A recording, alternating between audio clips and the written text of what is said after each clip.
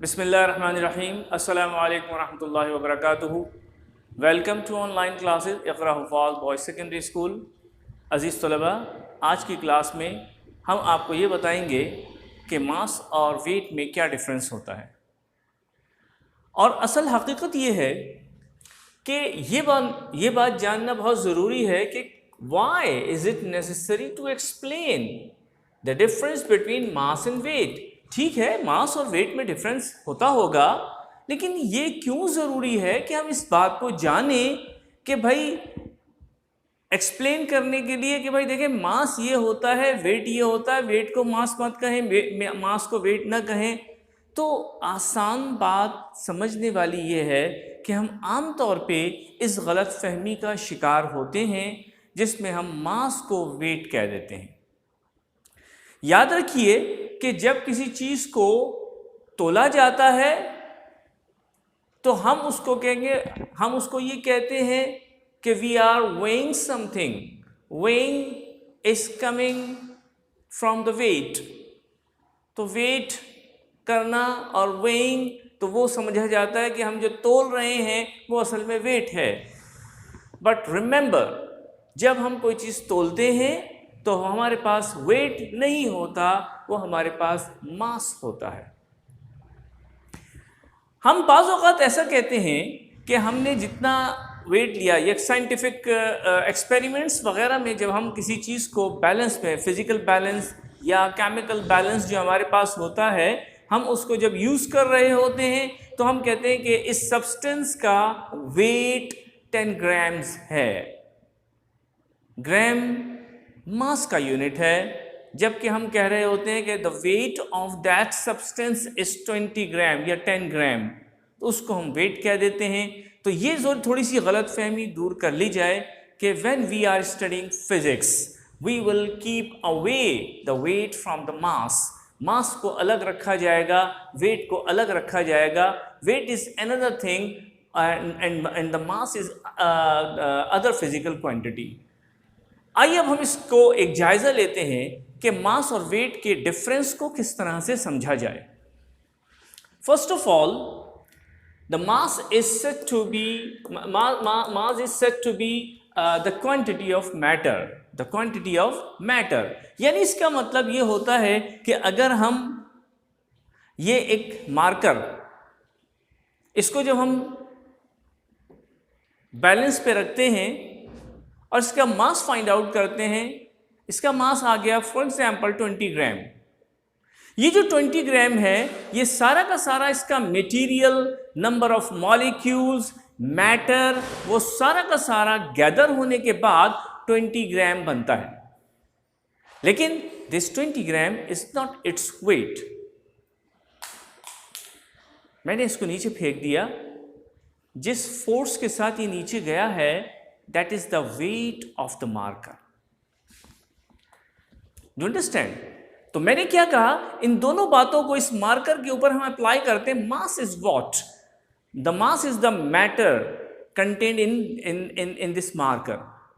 Quantity of matter, कितना matter है इसके अंदर, जितने मॉलिक्यूल्स इकट्ठे होके गैदर होके इसको बना रहे हैं, वो उसका मास है।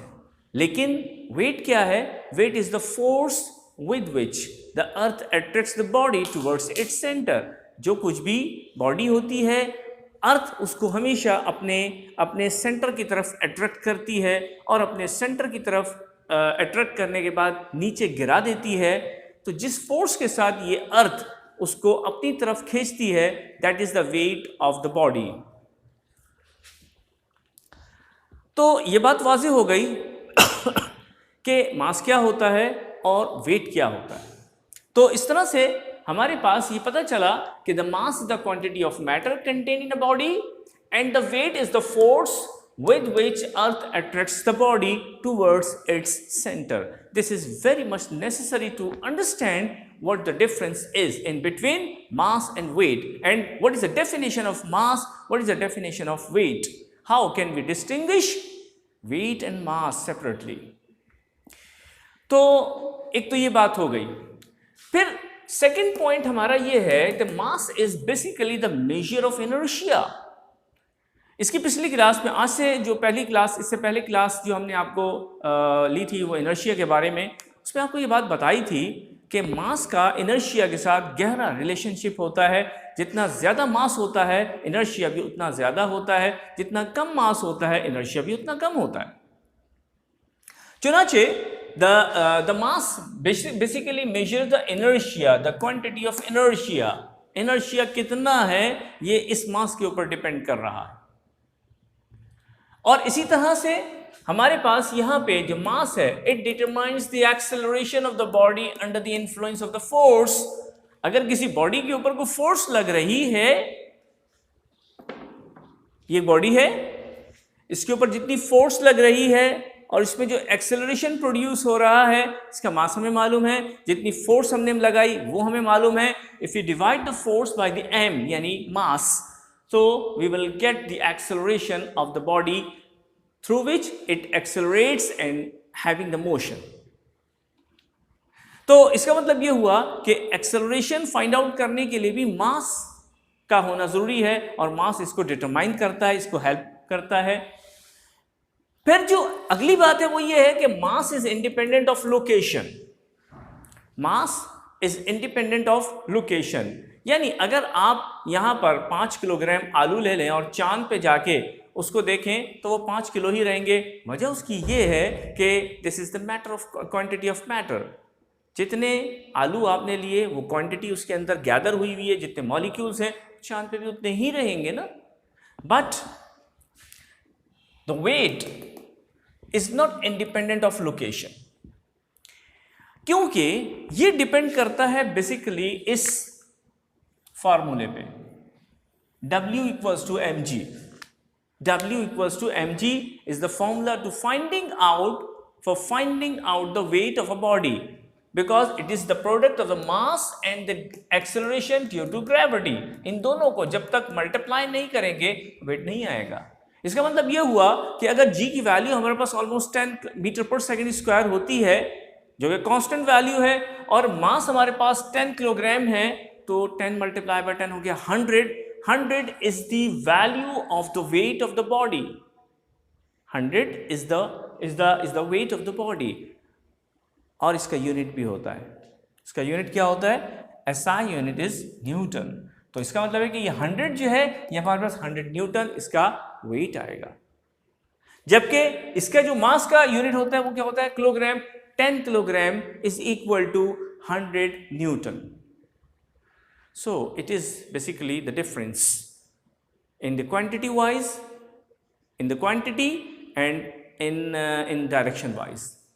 दोनों हवालों से इसमें हमारे पास चीज़ आती है।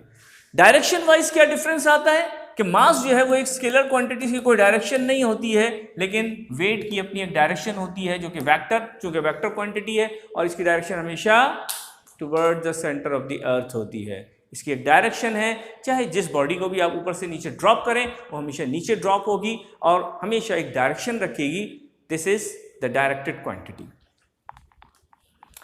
SI यूनिट मैंने आपको बता दिया कि किलोग्राम होता है मास का, और इसका SI यूनिट न्यूटन होता है। तो ये हमारे पास एक लेआउट है जिससे हम ये समझ सकते हैं कि मास और वेट में क्या डिफरेंस होता है। अजीज तलबा, ये जानना बहुत ज़रूरी है कि मास और वेट में डिफरेंस किस तरह से समझा जा सकता है।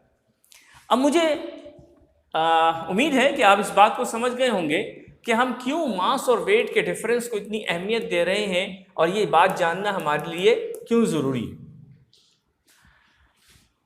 जब हम किसी साइंटिफिक एक्सपेरिमेंट्स